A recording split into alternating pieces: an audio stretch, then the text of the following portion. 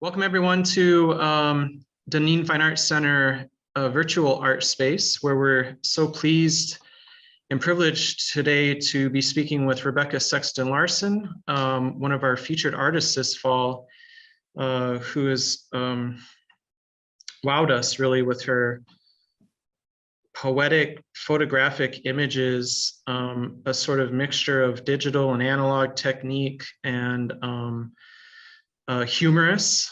We love the puns in the titles. I've especially enjoyed giving tours of your exhibition. People always they love the 3 sheets to the wind one. So anyway, we'll get to that, right? Right. Welcome, Rebecca. With us, we also have, of course, our curatorial director, Catherine Bergman. And before we hear from Catherine, a little introduction. We just want to remind everybody we are on social media here on Facebook. We have this wonderful group called One World, I'll Show You Mine if you show me yours, haha.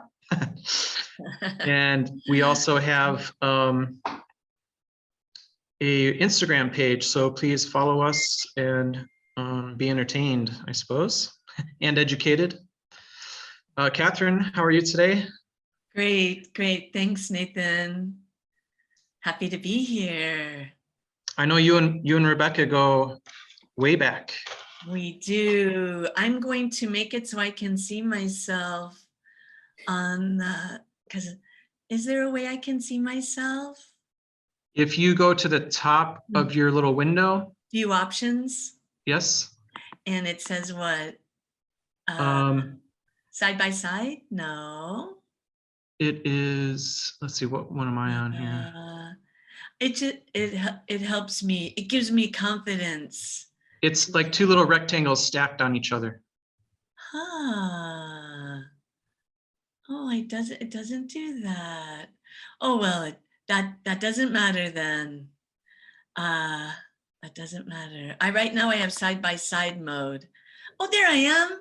Hey. Okay, I do exist. This is so yes, Becky and I are old friends. We have a friendship that goes back, I think, close to 30 years. Yes, we used to. We're not that old, so. I know, wait a minute. But we actually used to exhibit together and festivals together, and I fell in love with Becky's work back then. She was doing large scale photos printed on fabric with pinhole technique, which were absolutely incredible. And she is known, of course, for alternative processes. But I want to share a little bit about her background just to give our viewers a scope of her career. And the other thing we have in common is we're both from military families. So Becky moved around a lot. And I was noticing in your bio that as you jumped from school to school, towards the end of your high school career, you were able to study at the Smithsonian, which I thought was so cool that your dad arranged for you, it sounds like. Yeah, my dad decided to put in for an extension so we could stay in one place longer than 2 years. Oh, yes. So I could go to high school in one location, yeah. Wow, that was a very thoughtful and wise move on Dad's part. But the other interesting thing I noted was when you went to USF, you were studying painting, and then there again, Dad stepped in and said, hey, you need a second degree. So you got a secondary focus in photojournalism. Yes. Yeah, but the reason Dad wanted a second degree is because he didn't think you could make any money with it. Of course. He thought I would take a second degree in microbiology or something. But the intriguing follow through with that was, and I do remember learning this about you years ago, was that you ended up working for the Hillsborough County Sheriff. And so you became a medical photographer. So in that instance, you were working with the coroner, I believe, or the crime scenes. And then you worked at Moffett, yes? I did. When I worked at the sheriff's office, I was assigned to training, the police academy. Oh, So okay. I did crime scene only if it was like a major crime. I didn't do like everyday crimes. I must have embellished that in my. Yeah. So, because what I did is I made movies and they were shown at roll call to help train deputies on how to, secure a crime scene or how to use their handcuffs, how to, do different things. So I made training videos, but that required me to go to crime scenes. And so I did some Ted Bundy and some stuff like that. Yes. And then I was the medical photographer at Moffat. So the O1 photographer at Moffat. Boy, so such a variety in your background. And then everyone should know that in your career in the state of Florida, you received multiple individual artist fellowships, I think 4 over a couple or a decade or 2.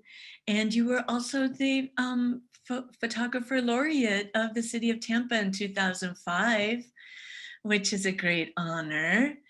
And as I've followed you over the years, you've worked as curator. That was at the Maitland Art Center. I was the Oh no. curator for all 5 entities at the Maitland Art Center. Yeah. The Contemporary Museum and all the 4 historic sites. Yeah. Yes. And you have your work in numerous prestigious collections. And I hope that you'll tell us more about that. This particular body of work, as Nathan said, is quite poetic. And I think that's what drew me to it. It's very intimate. It has been featured in it's black and white photo magazine, Becky. We have that as part of the exhibit. There's a feature article on this story in particular, and that you started to incorporate more digital on this project in particular because during the time frame you were caring for your mom and dad, you and Matt. You're doing my entire PowerPoint. Oh, I'm sorry. I have nothing to say.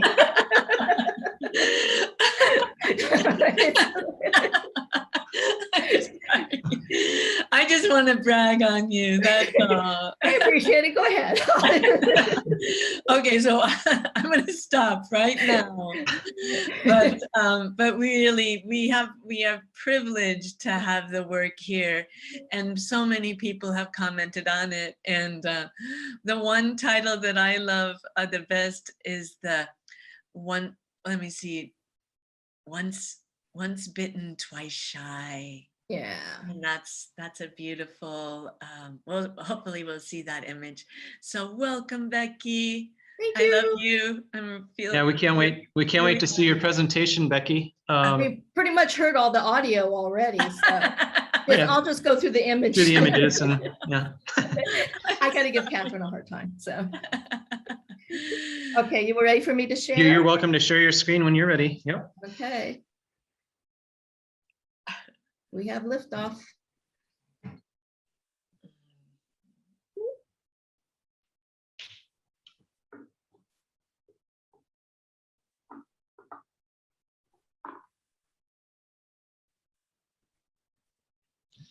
There we go. Hopefully it won't play on its own. I think I turned that off, but we can override it. So have you got it? Yes, we can see it. Okay. Well, as Catherine mentioned, the work is called How to Catch a Man-Made Cloud, Navigating the Seemingly Impossible.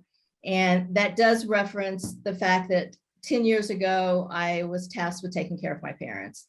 And I'm an only child, so I was it. I'm the only person they had to be a healthcare surrogate or, person that run the estate, make sure they got their medical needs met and everything. My dad had early Alzheimer's and a heart problem. And my mother has dementia and a number of other things. My father passed away fairly quickly during the course of me starting this, and my mother is actually still alive. So I've been a caregiver for 12 years now.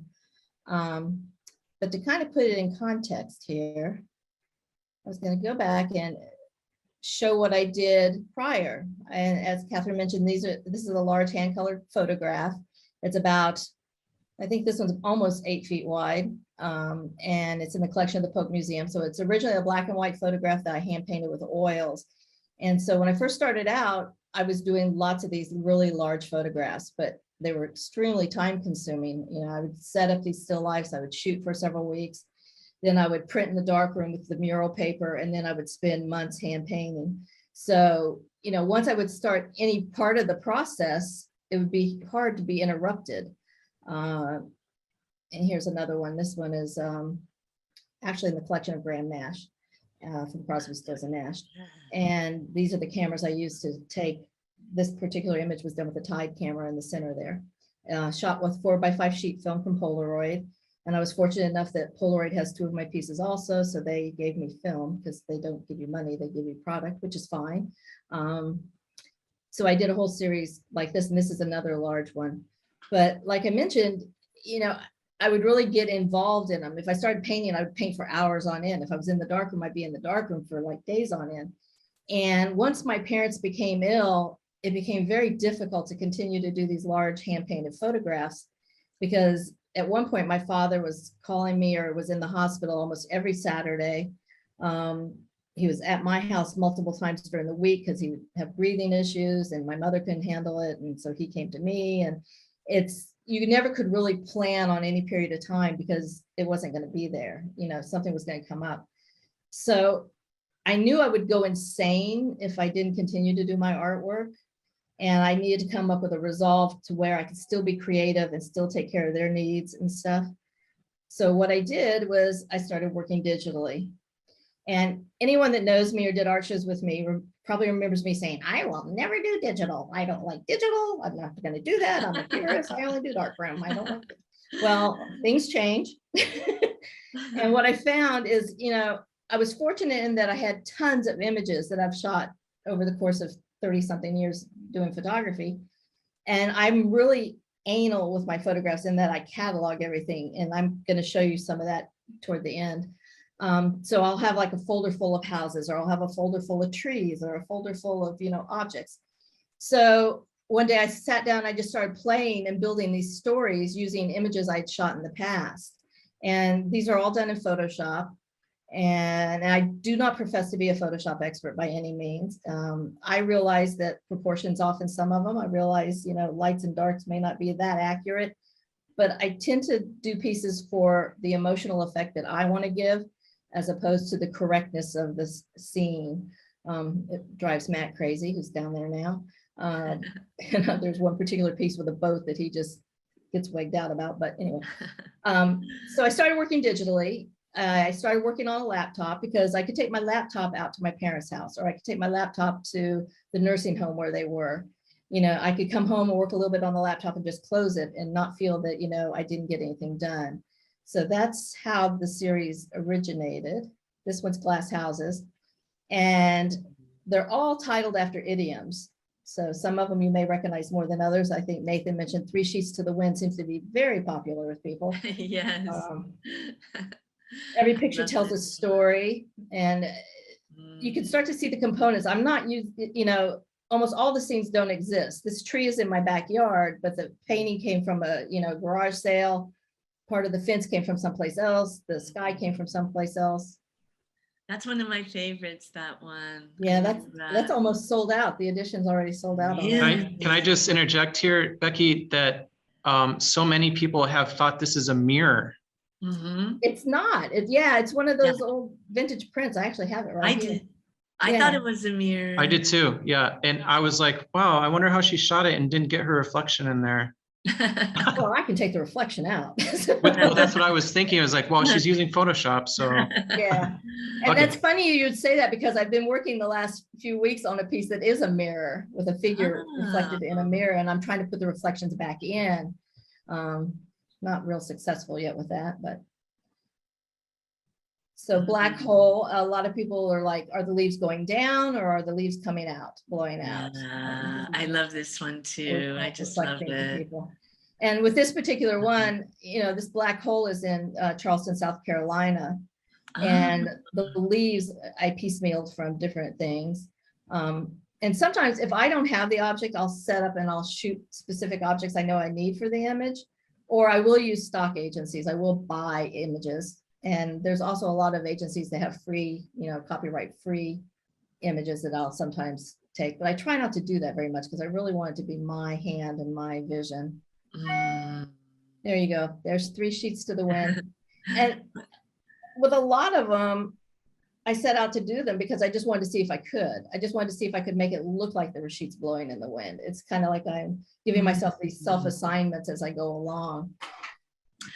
Well, I'll just interject here that on this piece in particular, the pinhole process is known for just having that single point of focus, right? And so this reminds me of a pinhole photo with the softness and distortion around the edges. And anyone that works in Photoshop knows that I can plug in these tones and I can plug in different effects. So I do have a blur vignette effect on a lot of these. And some of them have a dark shadow effect, very similar to the pinhole.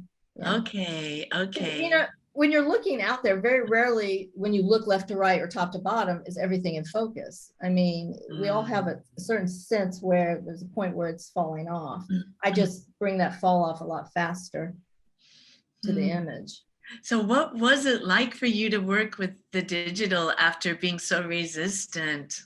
Well, I did teach high school for several years. I taught at the Performing Arts High School over in Lakeland. That's what right. I taught was Photoshop and photography. So I was mixing it then. And that's when I decided I would never do it. I was like, okay, I do not like this. And of course, the kids were like flying by me. They could do stuff, that I'd never even dreamt of trying in Photoshop. And they would ask me questions. I'd have to ask another student. But now I'm really torn. It's because I go in these phases now of like, okay, I'm going to work digitally for a while. And then, I'm going to paint for a while. And as I mentioned, I have another show in Greenville, South Carolina right now that the negatives were all done digitally. They're all composited digitally, but then I printed them in the darkroom as salt prints, and then I painted them. So I tend to still bleed over and mix. These are some of the very few that are just strictly digital. So and I really think that's kind of a confidence thing on my part. I'm not, that assured of myself, but. So I mentioned that I took it from random photographs. I work out of Dropbox, and I have a series of folders in Dropbox, and I call it my sketchbook morgue. When I was in art school, somebody said, well, graphic designers have a morgue. And I thought, oh, that's so cool. And so I kept this morgue thing going, and, it just ties into the sheriff's office and everything else. Yeah. But you can kind of see I have a folder for animals, and within that folder will be like birds, and then there'll be a folder for dead birds. And then under birds, I also have nest. And it just kind of keeps growing and growing. It's kind of like Joseph Cornell on digital drugs. But I can just go into Dropbox, and that allows me to work anywhere too. I'm not tied to I have it backed up on different drives also, but I work generally with stuff. There's clouds and skies and storms. I don't think there's anything obscene in there. Fire. Scary headstones. Yeah. Empty interiors, fabric. So that's what I start doing. And when I'm starting, I tend to think in stories, and I'll think, oh, I really want to illustrate this story or this, scenario. And so I'll just go to the Dropbox. I'll just start going through folders and pulling things. And then I will try to composite. I usually composite the images on my laptop. And then I have a larger computer with a digital tablet and everything. And I refine the layers and stuff. It looks like Matt wants to speak. Are you going to speak, Matt? Maybe not. He jerked his headphones off there. Yes, yes, he is. He's good. All right. So here's kind of what I do. When I go into the folders, I'll pull out things, and you can see this house came from Kentucky. These trees were in South Carolina. We have a house next door to us that's been empty for like 12 years. And so I got the ivy and stuff off the fence. And then on the right, you can see where I wanted some really detailed ivy. So I bought that piece of ivy from a sock agency, and then we have the ladder. And so those all came together to form Out on a Limb. So it's a matter of taking the time and just blending and layering and just moving around a lot.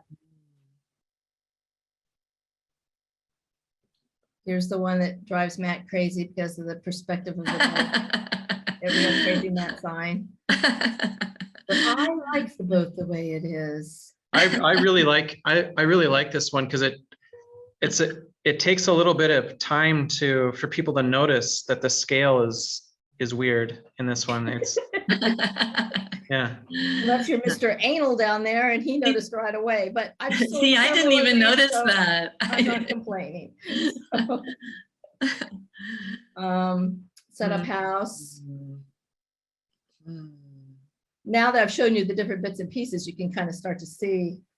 Yes. And, you know, when we were staging the show, we did reach out to say, because it really does have a such a storytelling aspect to it, that I wanted to make sure that there wasn't a particular sequence, but each one of us could do it a different way and create a different narrative.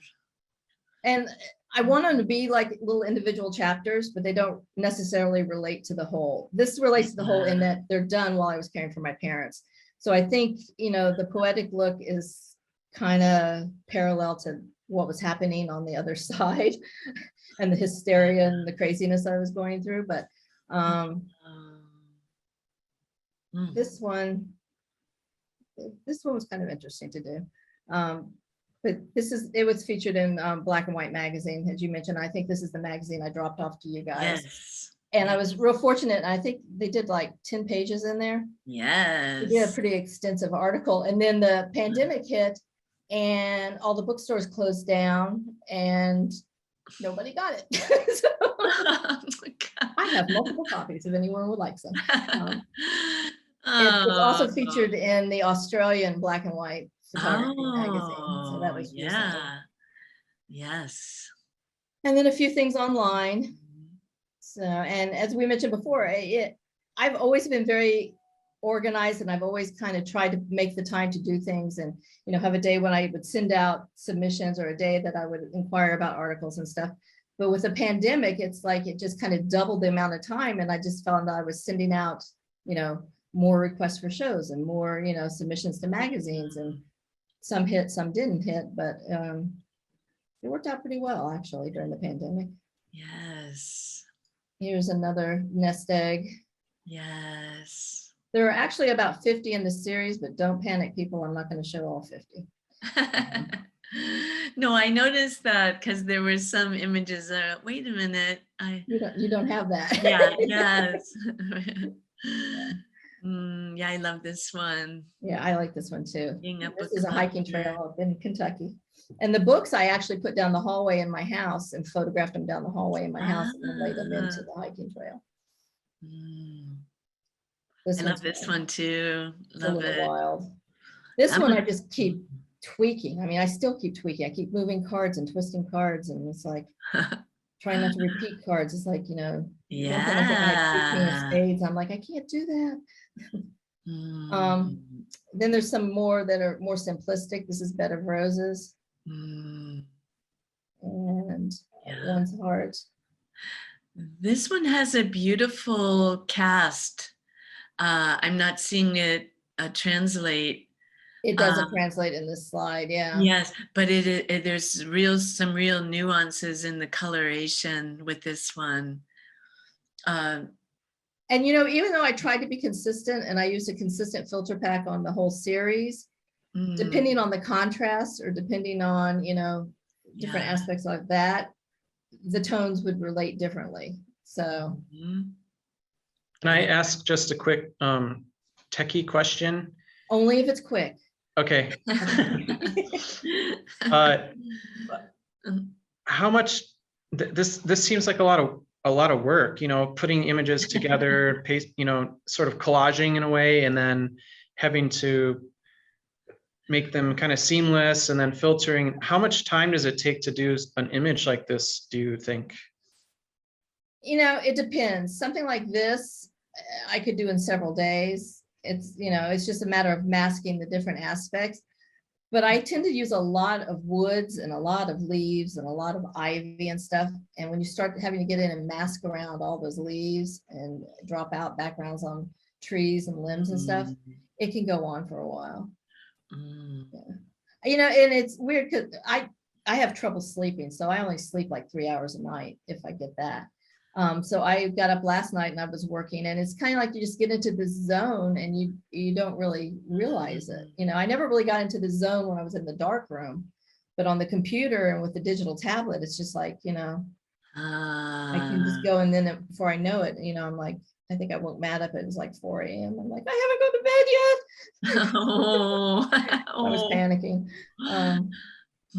But you know, that having asked that, Nathan, I do note that Becky, I mean, you don't do anything halfway, and you are seems so hands-on in that. You're taking the photos, you're finding them, and you're layering, you're learning. Then you want to hand paint it. Then you want to, I mean, you really go. Then you want to make a book, and you don't do anything half-heartedly. You in total immersion. I have a very hard time turning my brain off. You know, it's like, okay, I did this, but what if we did it this way? And what if we tried it that way? And I'm not sure that's benefiting me, you know, because I'll get a consistent body of work, and it's like, I'm already 2 bodies of work down the road thinking of something different, you know, and it's like, I don't let that body of work stew long enough to have the test of time, I don't think. Like, this body of work isn't that old, but I've done 3 new bodies of work since this. Yes. I've done one that has 100 images that's called the Book of Fears, and it's based on all these different fears and phobias. Cool. So it's just, well, I disagree. I think it does serve you. I think that obsessive and driven aspect and desire to learn and experiment absolutely serves you, and is really it's a trademark of what you do. well, thank you. Matt's down there trying to bite his tongue because he wants to say that not only am I crazy, but that I do the house the same way. Wait a minute. You're when you were talking about twice bitten, or one, it should be one. Yes, yeah. That's the one. I love that one so much. And this is a cemetery statue, and it's actually in the Nathaniel Russell house in Charleston is where that window in the wall came from. And the tree came from my backyard. Oh, I love that one. But like on this one, Nathan, you know, it's like cutting out here so that you can see the hands and working around. That could take some time. And I have to say some are done better than others. And then this one, this took forever, putting in flowers on the floor. I don't know what I was thinking there, but I like it, but it just, now it kind of makes me wiggy.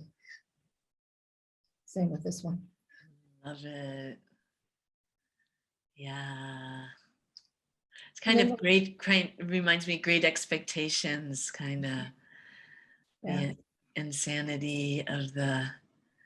So the man-made cloud kind of came about, the title was kind of like, you know, there was so much chaos in caring for my parents. And I always wanted to make sure I was doing everything right. You know, I was responsible for their bank accounts. I'm responsible for this and that. And so the man-made cloud was like, if we could just like, you know, consolidate it all into just something that we could easily just kind of hold and, you know, gently take care of. And it just doesn't actually work that way. I found out. Oh, gosh. And you know, I don't know if your dad did this, Catherine, or not, but my dad seemed to open a bank account in every place that we ever lived. And we moved every 2 years from the time I was born. So I spent the first 3 years locating banks and, you know, closing bank accounts and moving things because, yeah, Dad has a few CDs here. This, yes, like, you know what? We have a lot of paperwork that I think is still being ascertained. He never threw anything out. Midway through this, I got to thinking, you know, I really need to write a book, just like a manual. Like, okay, if you're a military child, you're going to need to know these, especially if you're going to have a military funeral. You know, yes.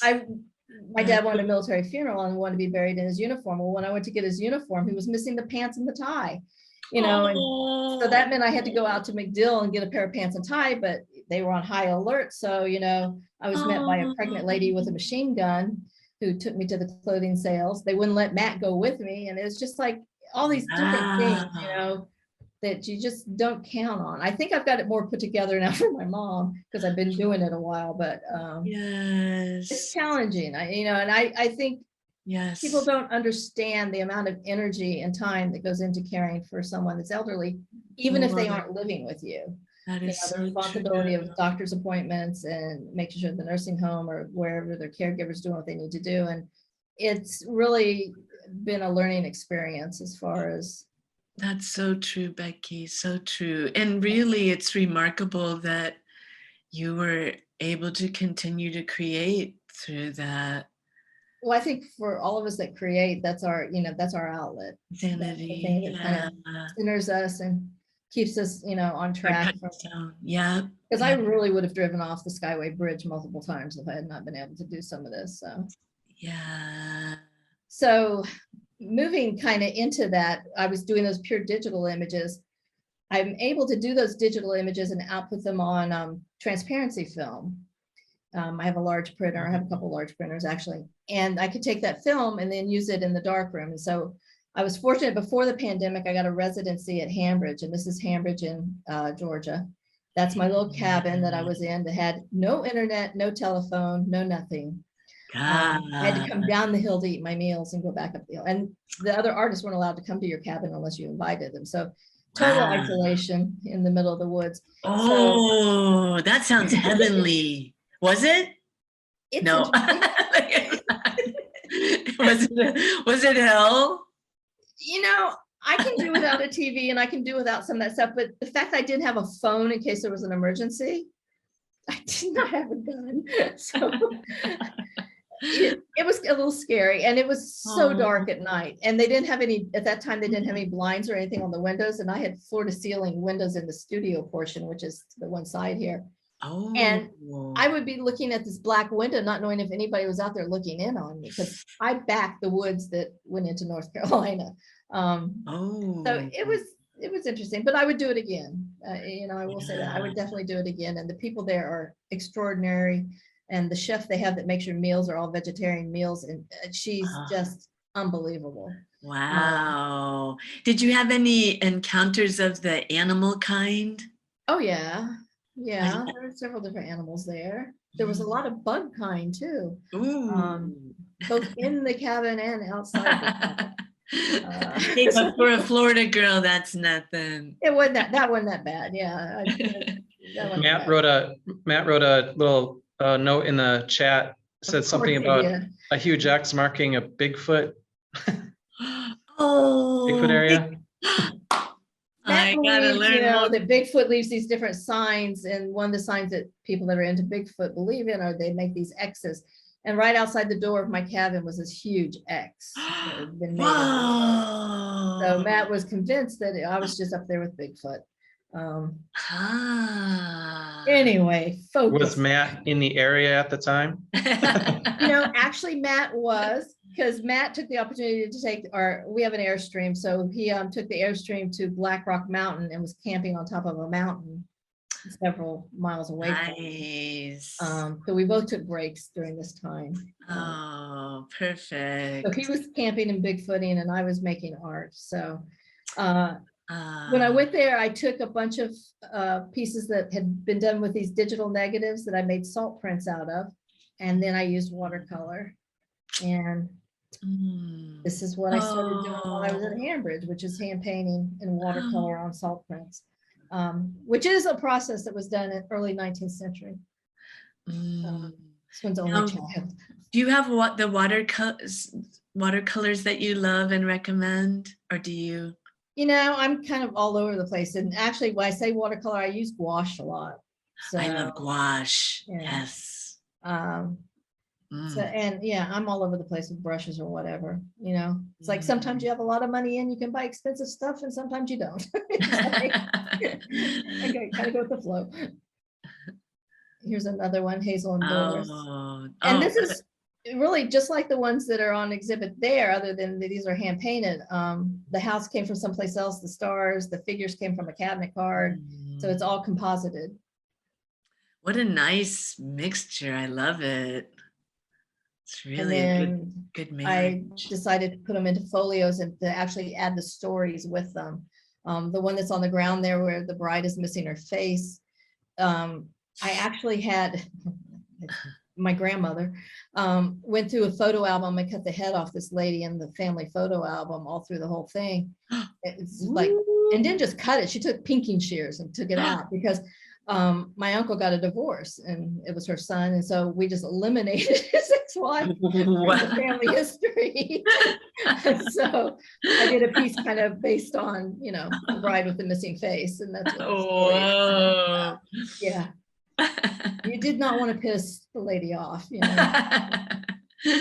And then here's another one, which is the family tree one I did. And that's a lot of my family and my parents and Oh. grandparents in that one. The hand painted work, like I mentioned, is currently in Greenville at the Southeast Center for Photography and will be through the end of October. And then it will go to the Atlantic Center for the Arts in New Smyrna. I'm going to see it at the Atlantic Center. I will go to see it. How long If is it? not, you can just come to the house. No, how long is it going to be up though? I don't, you know, I'd have to look up the date. I didn't look up the end date on that. Okay. Megan Foley has all the info there. Wonderful. Here's a little screenshot of my digital tablet and working on one.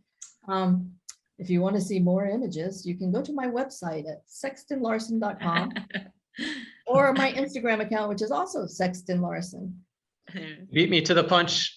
I Becky, know. I've got a I told slide. Matt last night, I said, look, Nathan sent me this whole lineup of what he's going to say, but I have it all in my PowerPoint. No, yours looks better than mine. So there we go. Well, and Matt said you were just so efficient. That's why he goes, just go with the flow. We have a question from Dolores Coe. Oh, no.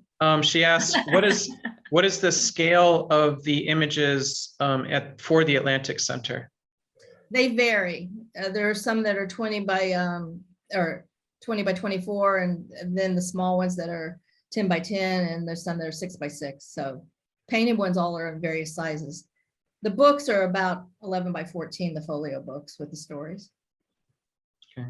Now I'm gonna ask, maybe there are some other questions, but I'm gonna pop this one in there because, you know, Dolores and Bruce were part of a show that we had on creative couples, Between Us it was called, and you and Matt could have been part of that show. So what is that like? What is that like, be having a creative as a partner? And I just want to shine a light on Matt's wonderful photo work. He uses toy cameras, and I'm a big fan of his work as well.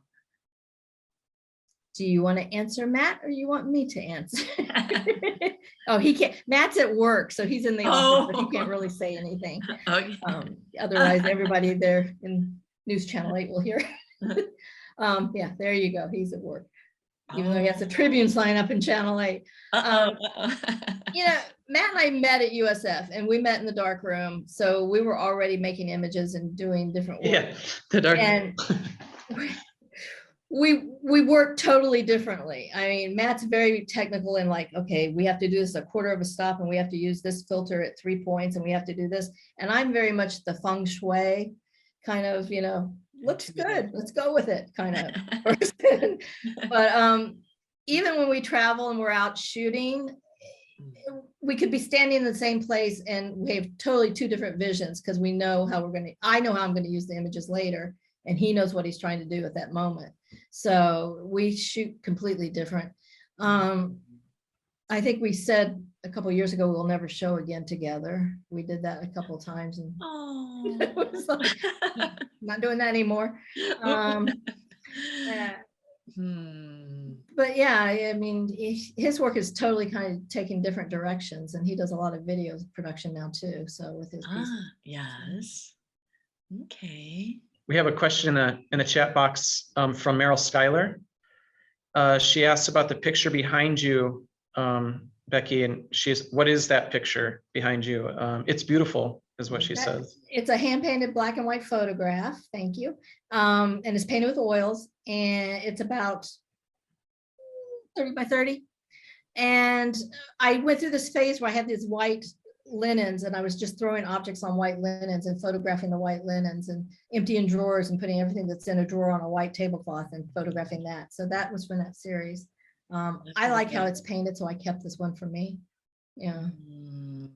A long time ago, I think it was Marilyn Mars, because I tend to work in series, and I don't know if everyone works that way or not, but Marilyn Mars told me, she goes, make sure you keep 2 pieces out of every series you do for yourself. You know, not that stuff was flying out the door, but just in case it did. Did you do that? Yeah, I did. Yeah. Yeah. I have my very first hand painted piece I did, and I, you know, yeah, I have kept. And once upon a time, well, before we opened up to the presentation and we were talking privately today, mentioned that you and Matt have your Airstream that you were teaching classes out of. And with my background here at DFAC, a former education director, you guys had taught iPhoneography with us and brought your Airstream pre-pandemic, of course, and now you're using it primarily for yourselves, for your travels. We use it a lot as a mobile studio now. Yeah. Yeah. Oh no, I'm gonna lose my thread. What was I getting at? My poor brain. Darn it. It'll come to me. I have a question in the meantime. Okay. You showed us one image that had a ladder in it, and in the exhibition there are several more, I think 3 that have ladders in them. And I kind of picked up on that as, you know, a symbol, sort of ancient symbol that's used a lot in other cultures as a connection between this world and that world. Is that what that's about? Or is it more of a visual kind of? No, it is. It is. And I think, again, that parallels to, you know, caring for my parents. Yeah. And the latter images occurred around the time that my dad passed away. Okay, I remembered what I was going to say. Yay! And it was the fact that I took a pinhole photography workshop with you, and you used to do those. And what a cool process that is. And early on in your presentation today, you showed how you made the cameras out of old Tide boxes. I think mine was out of a Quaker Oats container, but do you still do those? Not so much, not as much as I used to. I still do workshops, and I've done a lot of different workshops at different high schools. What's kind of odd is a lot of kids that were my students at Harrison over in Lakeland went on to be teachers, and now I go back as their guest visiting artist. Kind of creepy, weird. And so I've done a lot of pinhole stuff because they remember doing it as a student with me, and then they're passing on to their students. So I've done quite a few workshops like that. But for personal work, I haven't done that much. Mainly because the film I used to use when I used the Pinhole Camera, I think I taught you all with paper negatives using photo paper, but yes. I used what was called positive negative film from Polaroid, and they don't make it anymore. I can't get it. And that happened a lot with the hand coloring stuff. It's like my paper changed through the years because they would discontinue papers. And as everyone started to go more digital, supplies, I mean, Marshall oils are very difficult to get, and that's what I used to hand color with. Oh wow. So, yeah. On the subject of workshops, Susan Lombard says that she took a class of yours at Bel Air Art Center many years ago. And not to put you on the spot here, would you consider doing a workshop at the Dunedin Fine Art Center? After COVID, I would do a workshop. Right now it's still a little dicey for me to think about it. And I have to say, Susan Lombard did take a workshop with me, and it was at a time when Matt was having a lot of kidney stones. And so we were going to the hospital like constantly. And then we would spend hours in the emergency room, and they go, oh, he's past it, you can go home. And he didn't. And Susan Lombard's husband actually saw Matt. We drove over one weekend, had breakfast, and he took Matt to the hospital and looked at his x-rays and said, no, he's got impacted kidney stone. So her husband saved our lives. I mean, wow. Or at least helped Matt from the misery of these damn kidney stones. So, but I love all these interwoven histories. All these secrets. Yes, the backstories. One of Yeah, our other, all of Susan's kids were itty bitty little kids at that time. So one of our other exhibiting artists, P.A. Kushner, she's in our Gamble gallery. And, oh, there's Susan. there's Susan. She's saying hi. Yay. PA asks or says, I love your narrative, especially the cannot tell a book by its cover with the path in the forest. It leaves so much thought to the viewer. Is this intentional? Yes. Yeah. And I know what the stories mean to me, and I know what the idioms and stuff meant to me and why I did them. But I think I'm also giving messages out to people too, that kind of parallel to stuff that was going on during the time. When I started the project, I did name them all after idioms, and after I talked with several different museum people, they thought I should lose the titles and change them all to something different. They thought it was very trite that I had idioms as the title, but yeah, it did not go over well in the museum world there in the beginning, but it's doing fine now. So yeah, there are definitely messages. There's always messages in everything I do, and generally a story associated with it. And related, Dolores had another kind of question about, do you start with a story, idiom, or experience and then construct the image? Or is it the other way around? And how has it changed over time? With that particular body of work, I just got obsessive about idioms. And so I Googled idioms and I was like, oh, look at this one. I've never heard that one. And every one of those are idioms, even though they, most of my, that twice bitten, I'd never heard that before. So I started with the idiom first and worked to illustrate the idiom. And the same with the body of work. I just completed the book of fears. There are a million fears out there. You would not believe what people are afraid of. So I have this ongoing list of fears. And so I just worked from illustrating the fear first. One of my favorite ones is tridescophobia, fear of the number 13. There's fear of water. Most of the fears I have on my website. So if you want to see some real oddities, there's fear of chickens. Yeah. Oh, how many works are in that series? 50. Wow. Yeah. Has that been shown? It hasn't, but there's a proposal being reviewed right now. And it's been reviewed by several people to be a possible book idea. So I'm talking to someone out of state on doing a book on that. I applied for a grant to have it framed, but then we were talking about this, and I'm going to be 62 in December, and I'm like, I can take my state retirement. In order to get my state retirement, I can't take a grant, so I had to pull my application from the grant process. I'm like, well, this is going to suck, but it's only for a year. And I worked at the sheriff's office, and then I worked at several different museums that were state. And I worked at St. Pete College and stuff. So I had a state retirement built up. So I want to take it. I was vested. But no grants or any kind of money from state entities. So I can't do any workshops where people are using any kind of grant money that came from the state. Yeah, unless I do it for free. So that's complicated. Jeez. Yeah. Oh. It just underlines the fact that it's not easy to make a living as an artist. That's what I was thinking too today. I was like, well, can we just add another hurdle in there? It's like It's not like I was making enough money from grants and stuff to live on. It was just supplementing equipment and stuff. But yeah, in the state of Florida, you can't get the FRSA, which is state retirement, and for the first year. After the first year, I'm back in the ball game. So now I want to ask you to pick out one of those many cameras behind you that's really unique to tell us, I think that would be cool, because there's so many unique ones. One that see, and Matt's going, oh my God, she's going to talk about a camera. Am I putting you on the spot? There are just so many cool ones. I also see a little Oscar on the show.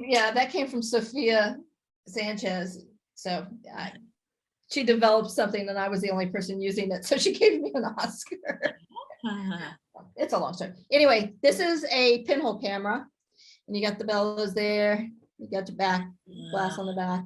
So the film would go in a slide on the back here. And it has all sorts of different lenses. So these are all different size pinholes. So I could choose, and the bellows would determine your point of focus. And you built that? I did not. I bought this. Yeah. Oh, okay. I didn't know there was such a thing as a Yeah, this is a limited edition, handmade Oh, one. very nice. It's big.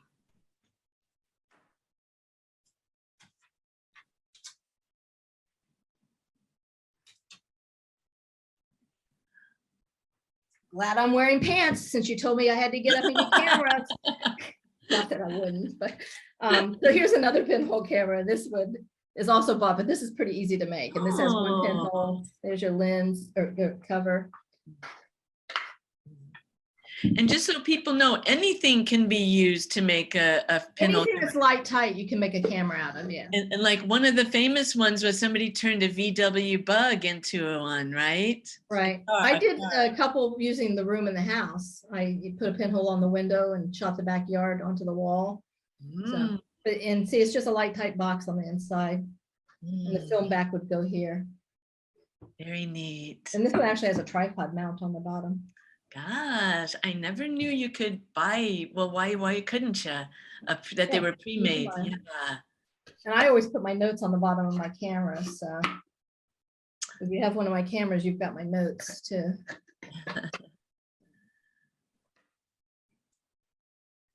Does anyone else in our audience have any more questions for Becky?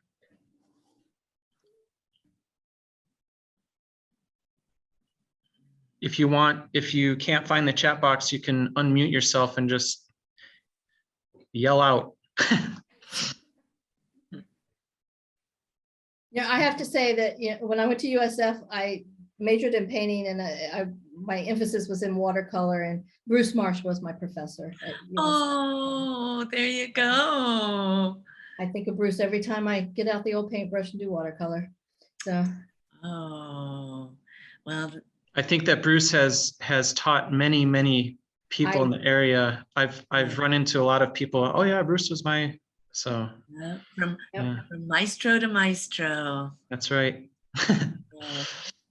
Well, as you mentioned before, Rebecca, your website is a wealth of information and imagery, and then you have your Instagram page.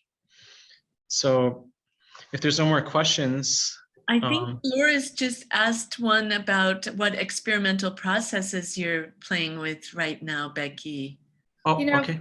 For the last year or so, I've been really concentrating on salt printing and on some Van Dyke printing, which is a contact printing process. So you coat the watercolor paper or whatever surface with the silver nitrate, and then you expose it by contact printing a negative under sunlight or UV. I have a UV box. And that puts the image into the paper. That's a kind of the Cliff Note version of salt printing. But I was really fortunate to study salt printing with Dan Esterbrook, who, if you get an opportunity, look up Dan Esterbrook. He does beautiful images. And so I've kind of kept along doing salt printing. And most of the ones that are painted salt prints. And your show here will be up for one more week. Yes. And then we got to figure out how I'm going to get it. We'll have to deliver it to you. That's we'll figure that out. I'm going down to one hand on Tuesday, so. Yes, and we'll be thinking about you, Becky. And really, what an honor and a joy to have your work and to talk with you today. Well, I really appreciate y'all showing it. I know it's difficult to get these shows together during this time, and I appreciate it. Yeah, we do hope everyone can make it to see the show in the next week. Let me get to our hours here. Unfortunately, we're not currently open on weekends, but we are open Monday through Friday, 10 to 5. Catherine and I are usually available for questions or anything like that if you'd like to know. And yeah, thanks a lot, Rebecca. It's been really awesome to see your works up close every day and talk to people about it, or tell them the story that I'm getting anyway. Just make it up, whatever. May not be it'll the, be yeah. fun. I saw in the comments that I'm supposed to say something about my supportive husband, so I just want to give kudos out to my supportive husband who, you know, puts up with me working at odd hours and doing crazy things and delivers my artwork and totes my stuff for me. Yes, what a team, and what a love story. And what an art story. Well, I wasn't gonna go that far. I was just gonna go about my supportive husband. And this has been recorded, so we'll make it look nice and put it on our YouTube channel. So if anybody wants to watch it or share it, please feel free to do that. And then we'd like to invite you all to our next virtual conversation with our community call for art this fall was Spirit Animals. And we're going to be speaking with the award-winning artist and the judge, Elizabeth Brinklow, next Friday at 1 p.m. You can learn more and register here at this long link. Well, thanks a lot, Becky. Thanks, and guys. Matt and Catherine. Go back to work, Matt. Great to see you, Matt. And thank you everyone for joining us. And we're so pleased to have you here. Thanks, guys. Thanks, Thank Becky. you. Have a great weekend, everyone. Bye.